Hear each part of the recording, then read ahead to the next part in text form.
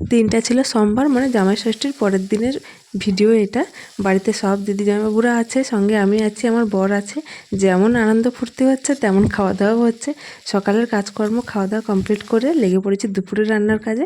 আমি যে রান্না করছি এমনটা কিন্তু নয়, মা রান্না করছে এখানে রান্নাঘরে। দেখো আজ দুপুরে আমাদের বাড়িতে কী কী রান্না হচ্ছে দেখো। পুঁই শাক, আলু, কুমড়ো টুমড়ো যে কেটে রেখেছে, এটা মাছের মাথা দিয়ে একটা ঘন্ট হবে। এখানে রান্নাঘরে বর্দি বসে বসে আনাজ করে দিচ্ছে আর মা রান্না করছে। আর হবে এই যে মাংসটা, এটা কী মাংস তোমরা যদি চিনতে পারো তাহলে কমেন্ট করো। আর আমি এখানে গ্যাসে পটলটা ভেজে নিচ্ছি। আর এই যে মাছগুলোতে একটু নুন হলুদ মেখে রেখেছি। বড় সাইজের একটা রূপচাঁদ মাছ, এটা দিয়ে হবে মাছের ঝাল। কারণ যে মাংসটা রান্না হচ্ছে ওটা আবার আমি খাই না। যা গরম পড়েছে তাই মা ওখানে উনুনে রান্না করছে আর আমি গ্যাসে টুকটাক ভাজাভুজিগুলো করে নিচ্ছি।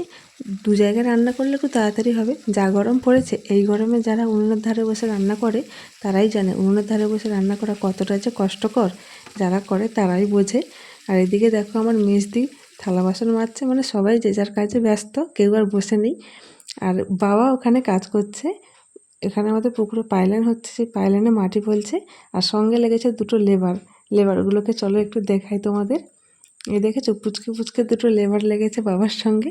আসলে বাবা কাজ করছে, ওদের বায়না ওরাও বাবার সঙ্গে কাজ করবে, তাই দেখো বাবার হাতে হাতে ওরাও মাটি ফেলছে।